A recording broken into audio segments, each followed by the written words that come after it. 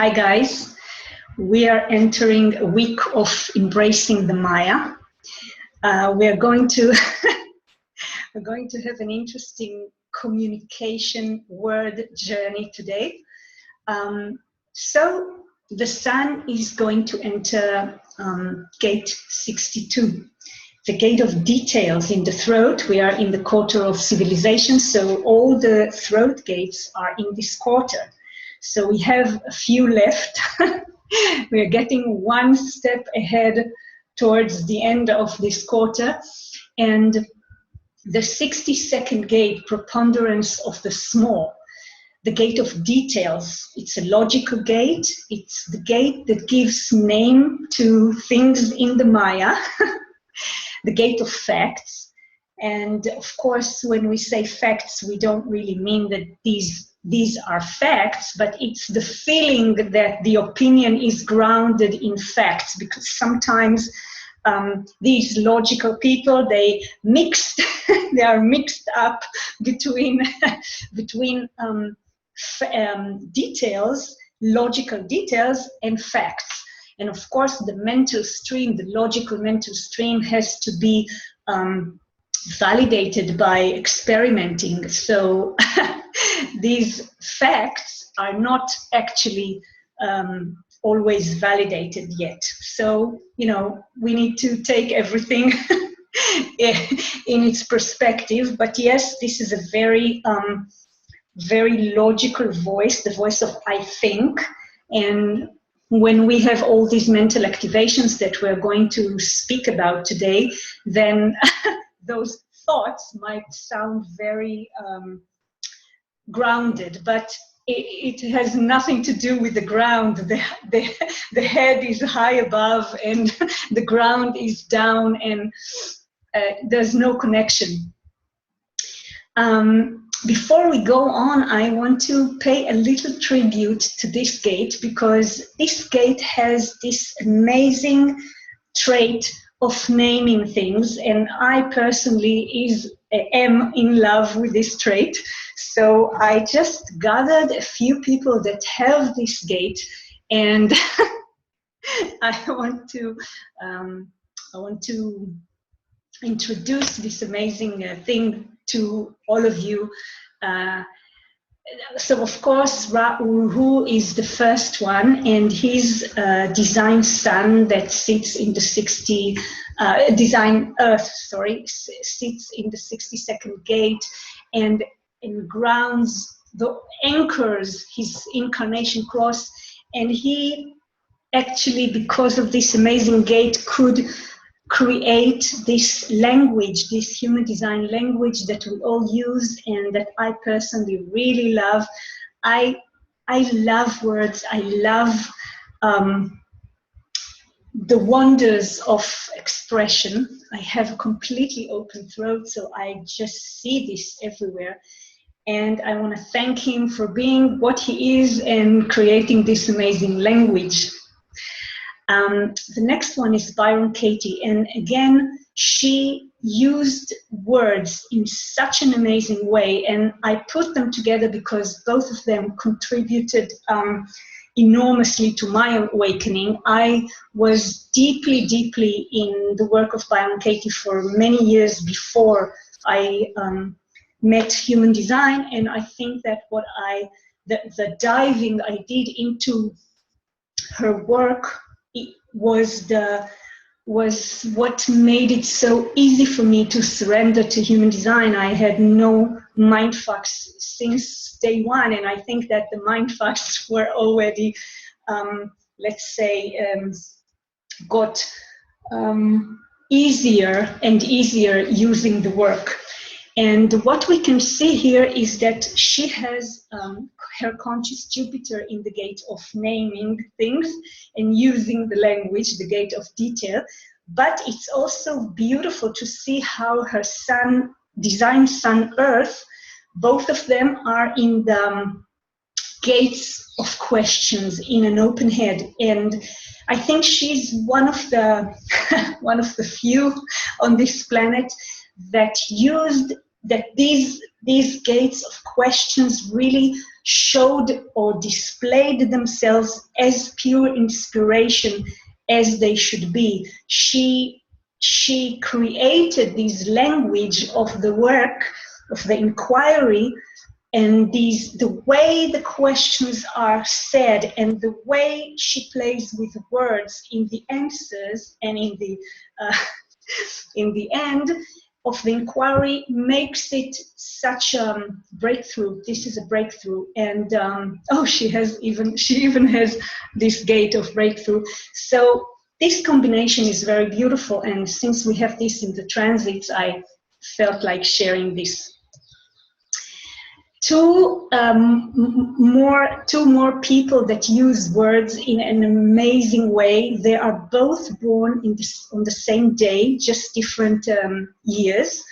And Stephen King, of course, uses words in a very interesting way. He's an author. And Leonard Cohen, of course, if you listen to his poetry, to his lyrics, he has his way with words, and it's interesting to see three times, 2 Plutos, 1 Mercury, all in detriment, and it works wonderfully. And the last couple, Jerry Seinfeld, doesn't need introduction, and yes, he is using words in an amazing and impactful way. And the last one is my personal love. He's my favorite musician. I think he's a genius, amazing genius. But a part of the musical side, his lyrics are so unique. I'm looking at lyrics since I'm a child, and I'm looking in the dictionary because it's English, yes, and there are words that I don't know. And in his case, when I'm looking and searching for words that I don't understand, I find they don't actually exist. He invents them. And of course, not every word, but he has these words. He does his own variations on words.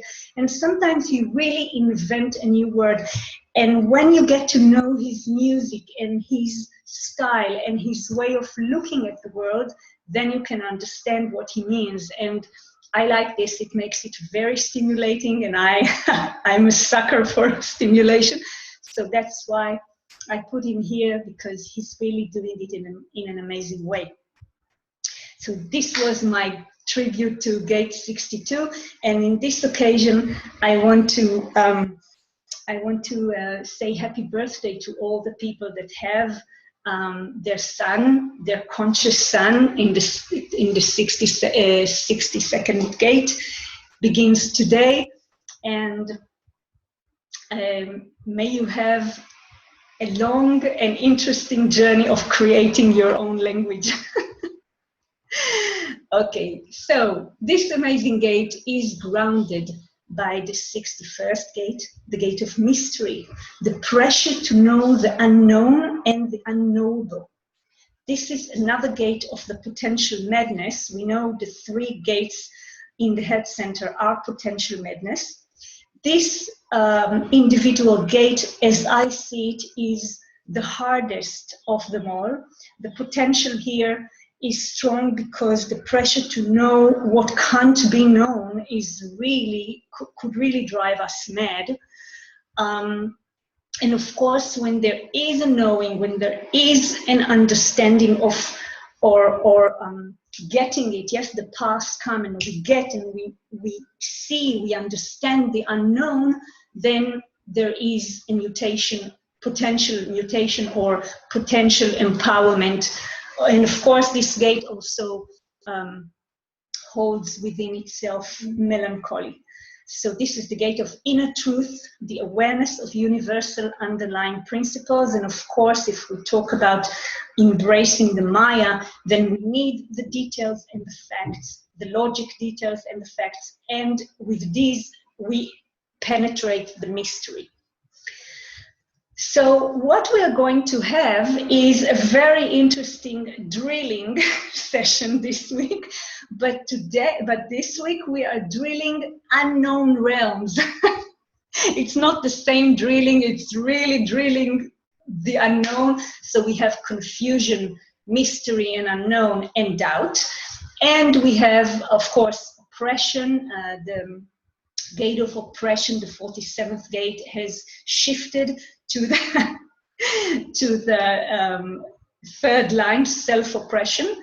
Mars is still in the gate of breakthrough, and we have two voices in the throat that after all this mental activity will be able to express their thinking and their beliefs. And this is, it's funny, but it's also very dangerous, because there are also going to be a lot of pressure on gates 17 and 11, because all these mental activities will produce opinions and ideas that the pressure to share them will be really strong. So we need to be careful and not to act upon these pressures.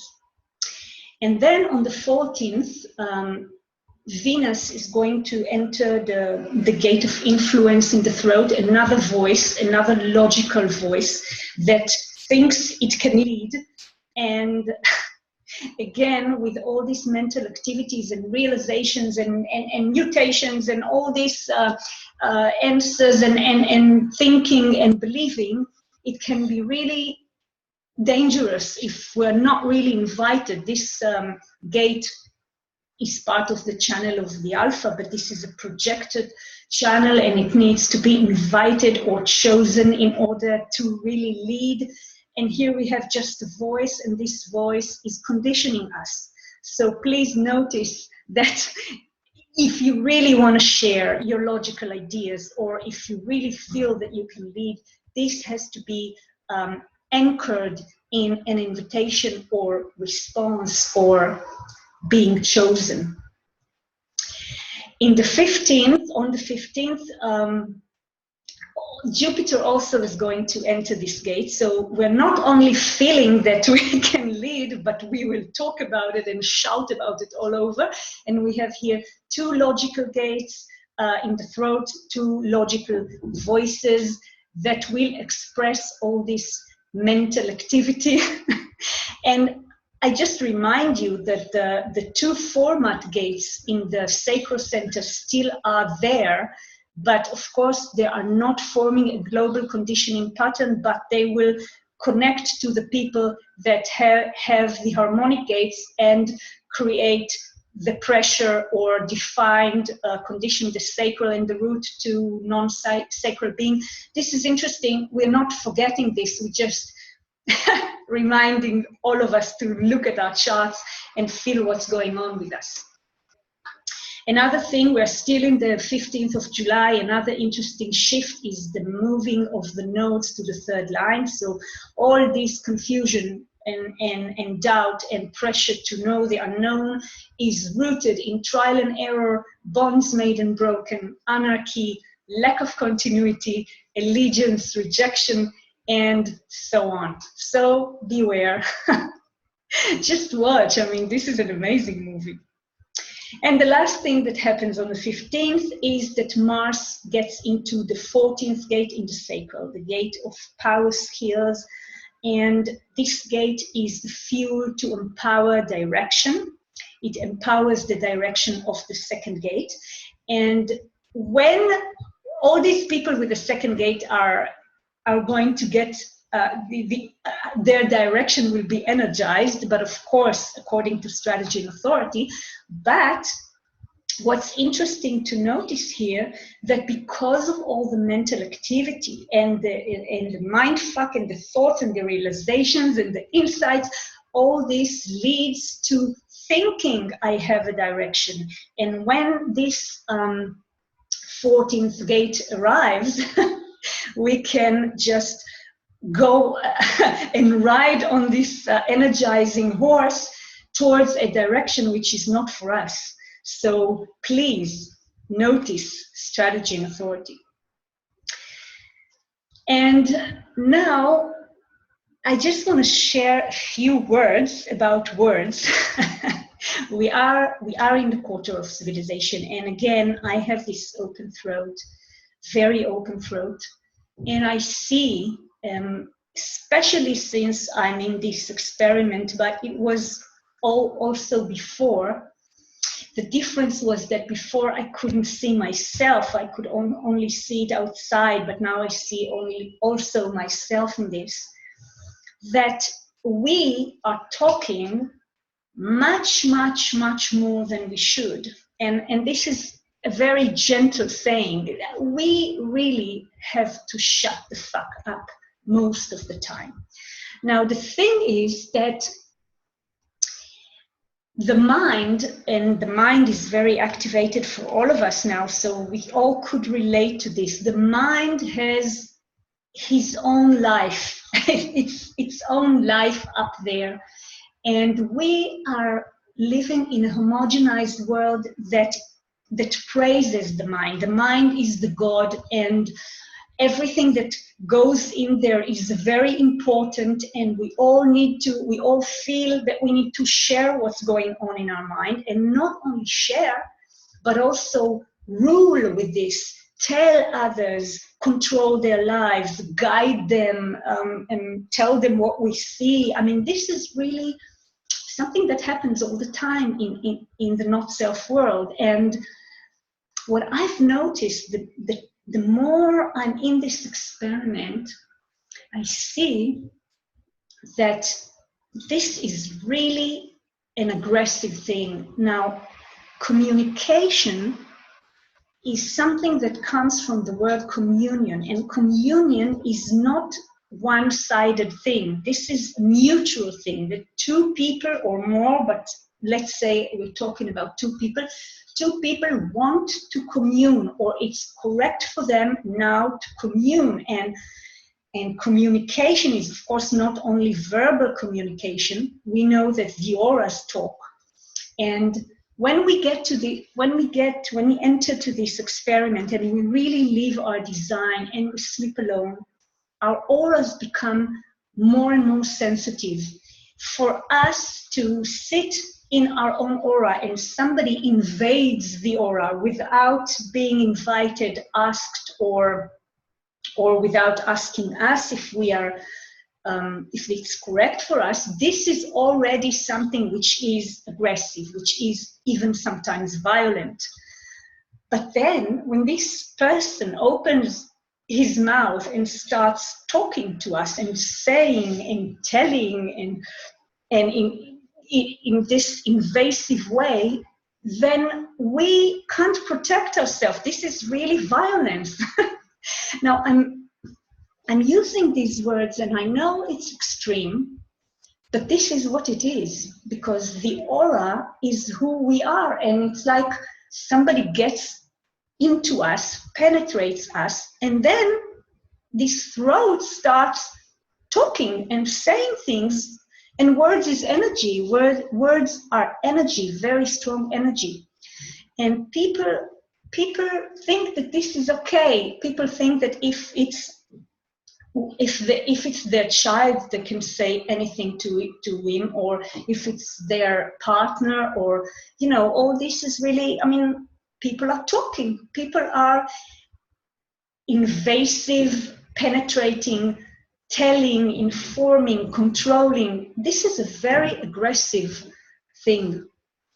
And what I want to show you is that, I mean, the throat has to be invited. We have to be invited or asked to share.